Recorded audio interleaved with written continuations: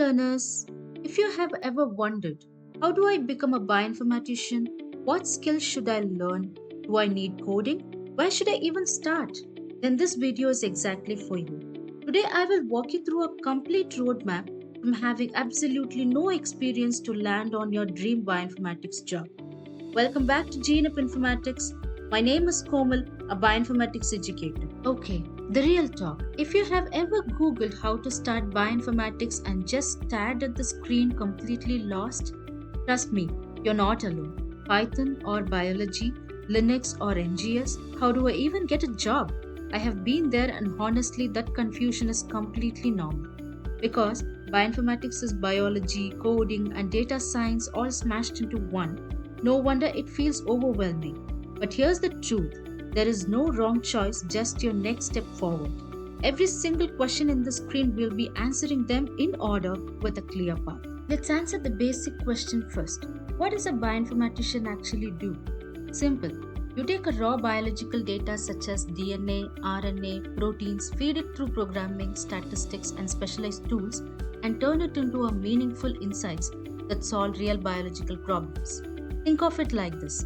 Biologists collect the data, but you're the one who makes it talk. More specifically, you'll be analyzing complex biological data, writing code to handle massive data sets, applying statistics to find patterns, ultimately turning all of that into insights that push medicine and research forward. Alright, here's the moment you have been waiting for, the complete roadmap. You start with biology, build your foundation in life science, then move to Linux, learn the terminal, own the system. Step 3 is Python, code, automate, analyze. Step 4 is statistics because data without the stats is just a noise.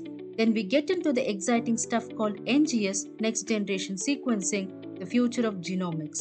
Step 6 is bioinformatics tools where you extract real insights from real data. Step 7, project and portfolio. This is what gets you hired. And finally, step 8, your dream job. One path, 8 steps, countless possibilities. We are going to walk through every single one. Master the fundamentals of biology. Now, if you're a coder coming into this field, don't skip this step. And if you're already a biology student, perfect. This is your home turf. You need to understand genetics, how triads are inherited, and why variations exist. Molecular biology, how DNA replicates and genes are expressed. DNA, RNA, and proteins, these are 3 main characters of life. And most importantly, the central dogma. DNA makes RNA, RNA makes proteins, that's it. That's the foundation everything else is built on. Think of it this way, you would not build a house without a foundation. Biology is that foundation. Get this right, and every next step becomes 10 times easier. Master the Linux. And I know what you're thinking. Do I really need Linux? Yes, absolutely yes. Because almost every bioinformatics pipeline in the real world runs on Linux. It's not optional, it's environment. You need to get comfortable with the command line, basic commands like ls, cd, make directory, navigating and managing files without a mouse. Then level up to shell scripting to automate repetitive tasks, data handling to process large sequence files, and eventually cloud computing to scale your pipelines globally. Cool part, Linux also opens the door to AI integration, running actual prediction models for bioinformatics. It feels scary at first, but once you own the terminal, you own the workflow. Master the Python. And this is where things get really fun. Python is the universal language of biological data analysis. If Linux is your environment, Python is your superpower. You will start with basics such as variables, loops, functions, then quickly move into pandas and library, the 2 libraries that let you handle massive biological datasets like a pro. From there, you're automating repetitive tasks, running machine learning models for sequence prediction, and even doing high throughput screening on experimental data. Why Python specifically? Because it's the foundation for building custom AI solutions in bioinformatics. It connects everything such as your data, tools, and models.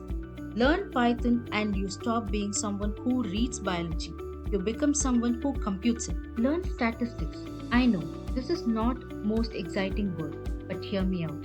In bioinformatics, data without statistics is just a noise. You need to know your mean, median, standard deviation are the core building blocks of any analysis. Then comes p-values and hypothesis testing, which basically answer the questions like, is what I'm seeing in this data real or just random chance? Why does this matter? Because advanced techniques like RNA sequencing and differential expression analysis rely completely on statistics for accurate interpretation. Skip stats and you'll be guessing. Learn stats, you'll be concluding. Next generation sequencing NGS. This is where bioinformatics gets seriously cool. NGS is the technology that lets us read entire genome, fast, at scale, and at fraction of all cost. As a bioinformatician, you're the one who processing that data. The pipeline goes like that. You take a biological sample, sequence it, get raw reads in a FASTQ file, align them to the reference genome, store it as BAM file, and finally do variant calling, identifying what's different, what's mutated, what matters. Master NGS, and you're not just analyzing data anymore, you're literally reading the language of life. Learn bioinformatics tools. Think of the steps as building your toolkit. Every professional has one. This is yours. You start with FastQC for data quality checks, then access global biological databases like NCBI and UniProt. Use BWA for DNA alignment, HiSat2 for RNA sequencing, mapping, and DE-seq2 to find differentially expressed genes. Beyond that, phylogenetic trees to compare evolutionary relationships and protein structure analysis using PDB data. The flow is simple: QC, database, mapping, analysis, structure. That's your pipeline, that's your process. These are not just tools, these are the weapons every bioinformatician carries into the lab. Learn them and you are industry ready. Now comes the most important step: build projects. Learning tools is great, but recruiters want to see that you can actually solve real biological problems. Start with an RNA-seq analysis project, download public sequencing data, perform quality control, align the reads, and identify differentially expressed genes. Next, try a cancer genomics project. Work with cancer data sets, identify genetic variants, annotate them, and understand their biological significance. Finally, build a differential gene expression project where you compare healthy and diseased samples, identify potential biomarkers, create volcano plots, and perform pathway analysis.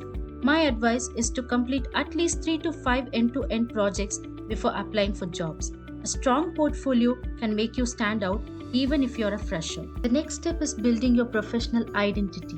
Don't keep your projects on your laptop, show them to the world. Upload your bioinformatics projects to GitHub where recruiters can see your technical skills and work you have done. Also, create a professional LinkedIn profile with your education, skills, certifications, and projects. Many recruiters actively search for candidates there. Build a strong resume that highlights your projects and technical skills, not just the tools you have learned.